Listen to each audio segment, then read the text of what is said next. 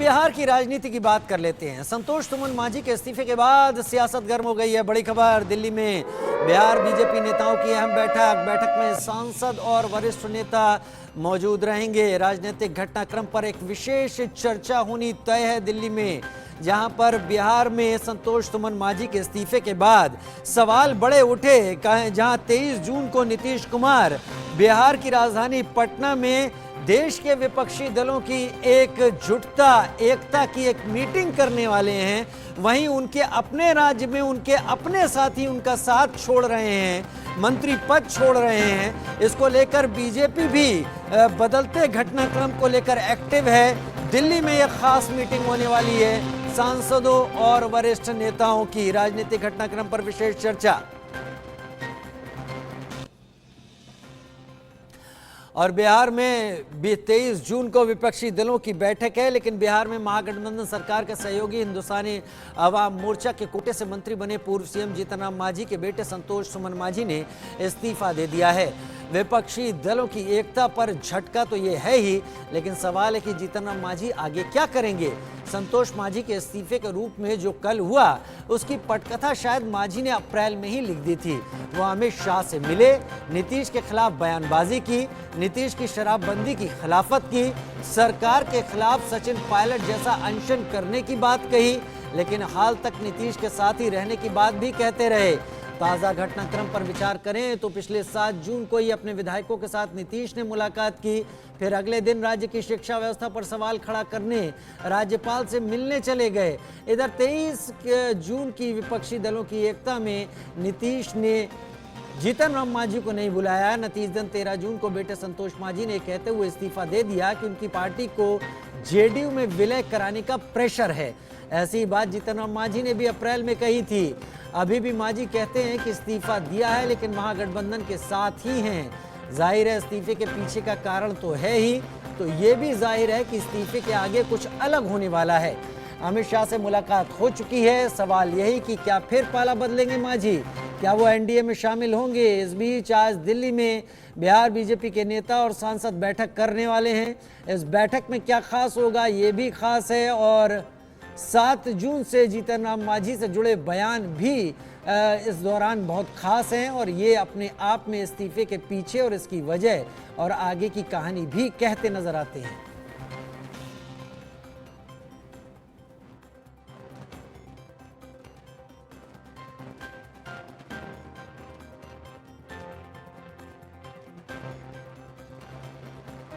बात बोल देते हैं जो पब्लिक डोमेन में आ जाता है। सब कुछ ठीक ठाक है, एकदम ठीक है।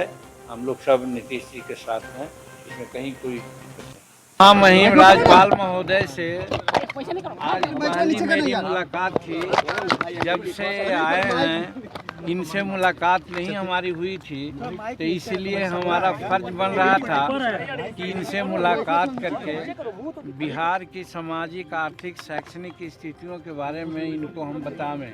ठीक है, अब हम क्या हैं, लोग क्या समझते हैं, उससे कोई मतलब नहीं। मतलब ये है कि हमारे नेता नीतीश कुमार हैं, और वही जब इसमें कोऑर्डिनेशन कर रहे हैं और जा रहे हैं तो सब कुछ है, हम रहें या ना रहें। और ये महागठबंधन में है। नीतीश कुमार जब तक हमारी बातों की मान्यता देते रहेंगे तब तक उनसे हटने का क्या सवाल है।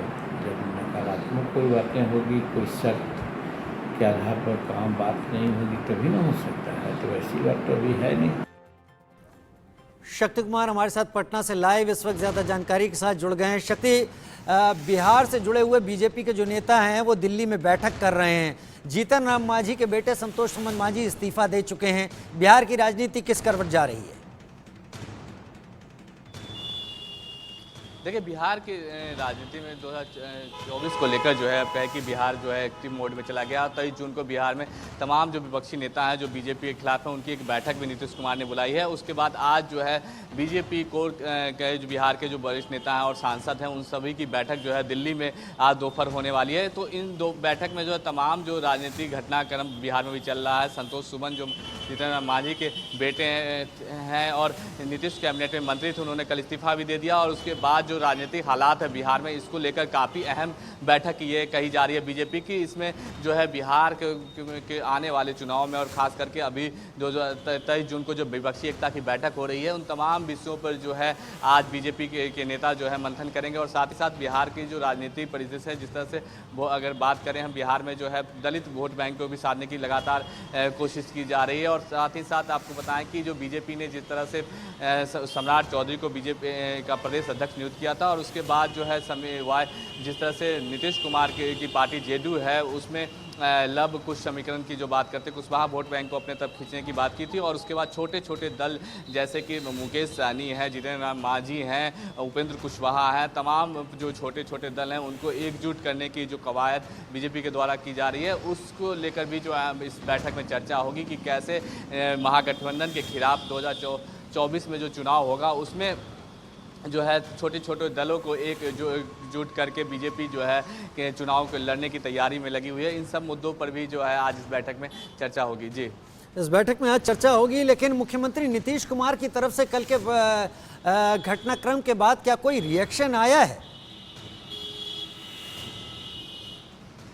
देखिए, मुख्यमंत्री नीतीश कुमार ने अब तक ये जो है संतोष सुमन को लेकर किसी भी तरह की प्रतिक्रिया नहीं दी है, लेकिन उनके पार्टी के नेताओं की तरफ से भी लगातार जो है अब कहा जा रहा है कि संतोष सुमन ने जिस तरह से कल आरोप लगाया था कि जेडीयू की तरफ से उनकी पार्टी को विलय का जो है लगातार दबाव बन रहा था, इस पर लगातार जो है अब रिएक्शंस आ रहे हैं। तमाम नेता जो पार्टी के नेता हैं, जेडीयू के नेता हैं, हालांकि बड़े नेता जो हैं इस पर लेकर एक तरह से चुप्पी साधे हुए हैं, लेकिन जो बिहार की राजनीति है उसमें कहीं ना कहीं मांझी का, अगर मांझी अभी महागठबंधन का हिस्सा है, अगर वो महागठबंधन से अलग हो जाते हैं तो जो महागठबंधन है उसको अपने दलित वोट बैंक की खिसकने का भी जो है एक डर है। लेकिन इन तमाम चीज़ों को लेकर बीजेपी अब इस ताक में है कि जो छोटे छोटे दल हैं उनको एकजुट करके जो है एक साथ जो है 2024 का जो चुनावी होगा युद्ध, उसमें शामिल हो। और इसी के मद्देनज़र तमाम बीजेपी के नेता जो है आज बैठक भी कर रहे हैं। और अब बिहार में फिलहाल जो है काफ़ी जो है राजनीति भी तेज हो गई है इसको लेकर। जी, बिहार में राजनीति काफ़ी तेज़ हो गई है। मेरे साथ जुड़े थे शक्ति कुमार तमाम जानकारी के साथ इस वक्त पटना से।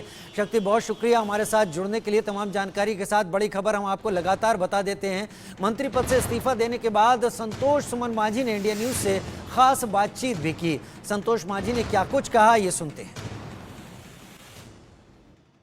कारण तो बहुत सारे हैं, लेकिन एक ही चीज़ हम बोलना चाहते हैं कि जिस स्वाभिमान के साथ, जिस विश्वास के साथ हम लोग ने पार्टी बनाया है, उस पर कोई बट्टा लगने की बात है तो हम लोग को कोई निर्णय लेना था। और हम लोगों ने एक निर्णय लिया कि स्वेच्छा से हम लोग को अलग हो जाना चाहिए, ताकि जो असहजता और जो अविश्वास हम लोग पर हो रहा था, उस अविश्वास से अच्छा है कि आप अलग हो जाइए, ताकि उन लोग भी असहज न हो और उन लोग में अविश्वास नहीं। क्योंकि गठबंधन चाहे कोई भी पार्टनर बनते हैं तो पार्टनर में विश्वास होता तभी कोई भी काम चलता है। मान लीजिए कोई बिजनेस करता है तो पार्टनर्स होते हैं, घर में भी पति पत्नी का संबंध होता है तो विश्वास पर चलता है। जब विश्वास ही कहीं खोने लगे, डगमगाने लगे, तो बढ़िया है कि आप स्वेच्छा से अलग हो जाइए। आपने कहा कि विलय का दबाव आप पर लगातार पड़ रहा था, तो किसकी ओर से दिया जा रहा था? अब कितना बार कहेंगे ये बात को, हम तो किसी के नाम, कोई व्यक्ति थोड़े विलय के प्रस्ताव, एक पार्टी की तरफ से विलय आया, वो पार्टी की तरफ से जो आया प्रस्ताव उसके खिलाफ हम लोग गए और उसमें उसको हम लोग बहुत सहजता से, बहुत ही अच्छे वातावरण में हम लोग उसको रिजेक्ट कर दिए। आगे की क्या रणनीति होगी? आप महागठबंधन के बाद क्या एनडीए का हिस्सा बनेंगे? संघर्ष का रास्ता तो सबसे उत्तम रास्ता होता है, उस रास्ते को हम लोग अपनाएंगे। और संघर्ष में आगे किस मोड़ पर कौन मिल जाए इसकी कोई हमको अभी जानकारी नहीं है। कितनी सीटों पे जो लोकसभा चुनाव होने वाला है उस पर आप लड़ेंगे तैयारी? अरे एक बार तो हम बोल चुके हैं कि हम तैयारी अभी 7-8 सीटों पर कर चुके हैं, आगे भी देखते हैं क्या होता है। बाकी अकेले लड़ना होगा तो हम कोशिश करेंगे ज़्यादा से ज़्यादा सीटों पर लड़ सकें जहाँ पर हम अच्छी तरह से लड़ सकते हैं। और अगर गठबंधन किसी से होता है तो फिर बाद में तय होगा।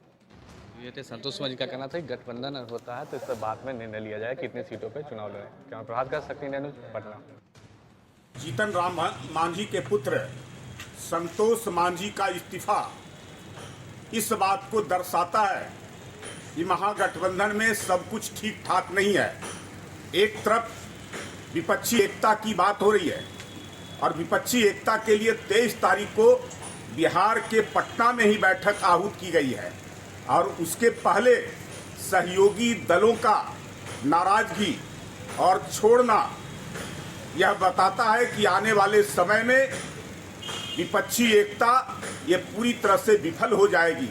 जब एक राज्य के अंदर में गठबंधन को सही नहीं रखा जा सकता है तब पूरे देश में महागठबंधन की या विपक्षी एकता की बात ये पूरी तरह से बेईमानी है।